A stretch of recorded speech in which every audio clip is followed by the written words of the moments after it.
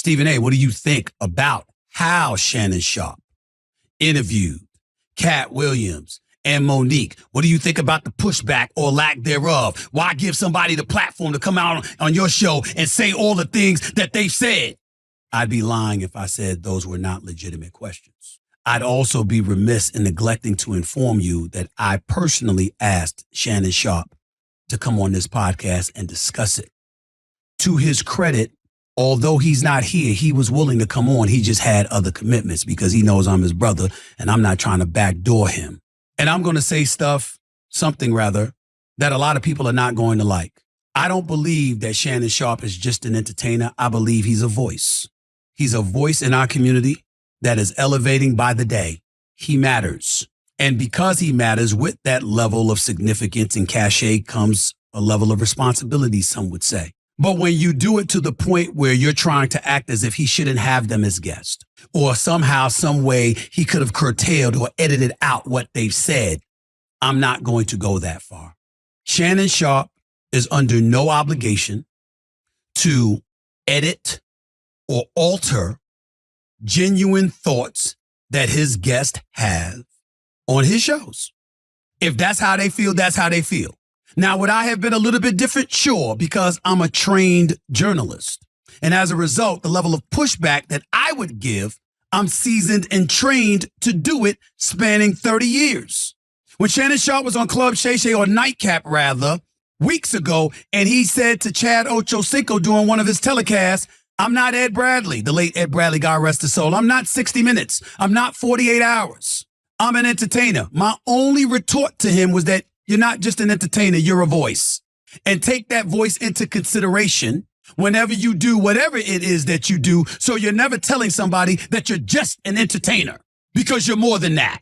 Outside of that, I have a very, very, very difficult time looking at the day and age that we're living in, seeing 68 million views here, 5 million views there, over 73 million views for just 2 interviews, and asking somebody to ignore the significance of that, knowing most people wouldn't, because that's being foolish. That's not being authentic. Most people wouldn't ignore that. Now, again, I would have pushed back on Katt Williams on several things, because the personal in which he went about the business of highlighting his attacks and illuminating his attacks against Kevin Hart, against Steve Harvey, against Ricky Smiley, Cedric the Entertainer, Michael Blackson, and others, or I would have wanted receipts. I would have had to dig a little more. That's just me. That's just me. Steve Harvey's a friend. Kevin Hart's a friend. If they came on this show right now and they were talking about Katt Williams in the fashion that Katt Williams talked about them, I would have grilled them. Because when you sit in front of this microphone, in front of this camera, my belief is that in pursuit of truth, you have to be objective. Now, you can be subjective once you receive the truth about how you receive it, how you interpret it, how your perspective is, and what you disseminate to the masses. That's fair. But in pursuit of the truth, the objectivity has to come reigning through. There are people who feel like Shannon Sharpe didn't do that. I respectfully disagree. I think he just did it differently than most. When Steve Harvey came on his show, they said what they wanted to say. When Cedric the Entertainer came on his show, they said what they wanted to say. When Katt Williams came on the show, he said what he wanted to say. When Monique came on the show, she said what she wanted to say. We don't know what level of veracity and truth is attached to any of their words or lack thereof, and we have to be real and authentic in that regard. But when somebody wants me to get at Shannon Sharpe, it's not happening. I'm going to support my brother. Even if I think he's wrong, I'm still going to say it, but I'm going to support him anyway, meaning letting him know I'm always going to look out. But in this particular instance, I think the ire is being pointed in the wrong direction. So many people want to sit up there and talk about, people were famous for doing this to me, coming to me and having expectations they wanted to heap on my shoulders. Why? Because guess what? Now you in this position, Stephen A. But what the hell did you do to get me here?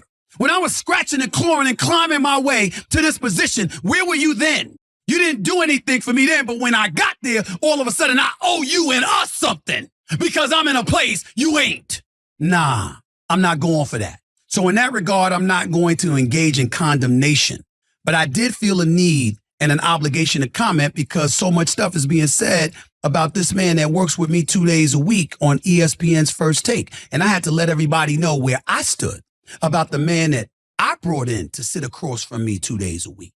And that's where I stand with that. I'm not saying I agree with everything. I'm certainly not saying I would have done things the way that he's done it. I'm not saying that somebody would come on my platform and have 3 hours to say anything. I don't talk for 3 hours, so I damn sure ain't let nobody else talk for 3 hours. So we're different in that regard. But I ain't throwing no shade on Shannon because of it. I would do things a little bit differently. But props to him for doing what he's doing in terms of getting the interview. We can parse and compartmentalize and dissect everything else, but he got the interviews that people clearly wanted to see. And he may believe, let him speak, it's a conversation, and let the public judge. Me as a professional journalist throughout my career, I might think a bit differently.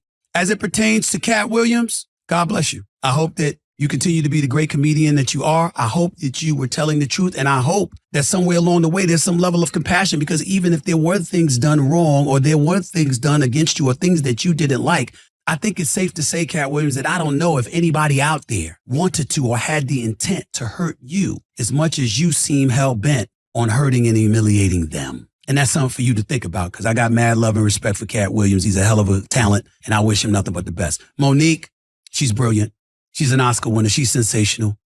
What she did in Precious, her phenomenal acting career, her comedic genius. Monique, I don't know if anybody said this to you, but I'm going to say this to you, and I'm going to say it to you out of love. You always say sisters or brothers when you're talking to black people. Well, this is a brother talking to you, Monique. You look very bitter. You look like the light has been stripped from you. I don't know what happened. I'm not going to call you a liar or anything like that. I don't know. I never asked Steve Harvey or Kevin Hart or anybody or Tyler Perry or Oprah Winfrey and all of this other stuff. I never asked. I don't know. But I know you're telling stories about Oprah. I'm not saying false stories. I don't know. But you're telling one thing about Oprah. You're telling another thing about Tyler Perry. Tyler Perry leaves you a voice message reportedly, and you're airing the message. Well, how can somebody feel comfortable enough ever talking to you if they think that their messages are going to be disseminated to the masses when it was supposed to be a private conversation? You talked about Kevin Hart and how you were supposed, he said, I love you, sister. We'll talk in 2 weeks. And then after that, you never heard from him again. Okay. Did you play any role in that? I'm just asking. Did you? I don't know. But when you bring these kind of things up and you talk about Oprah, I'm quite sure Oprah ain't perfect.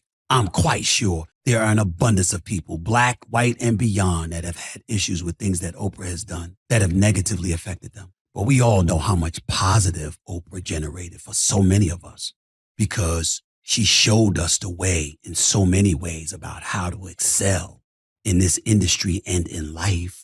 Does it have to be that bad, even after all this time? It's just a question, something that I want you to think about. Shannon Sharpe had Monique and Katt Williams. I'm not looking for those interviews to interrupt his shine. He get his shine, I'll get mine. But that's my dude. And if he comes across as doing something wrong or doing something that people feel that I should be compelled to comment on, that's why I chose to comment. That's my position. I hope y'all can understand and respect it. And if you don't, you don't. But you know where to find me. That's just how I feel about it. And by the way, I don't mean bitter in a literal sense when it comes to Monique. I'm just talking about the look of it all, that fire that's still in your belly. I'm looking at you and I see a brilliant talent that has her whole life ahead of her that can still do great things. And to me, Monique is looking like somebody who feels like she's finished and there are people to blame for it. I don't think you're finished. I think you're great. I think you'll be back. I think you'll do great things, and I can't wait to see you do them. Hell, I'm trying to produce stuff. I'd love to have Monique in it, because that's how brilliant of an actress you are, of a talent you are. Hey, what's up, y'all? I want to thank y'all so much for tapping in with me, and make sure to put notifications on so you get a notification every time I release a video. I release several videos every day, the latest news. This past week, Shannon Sharpe is going at it with Mike Epps. They've been trading shots.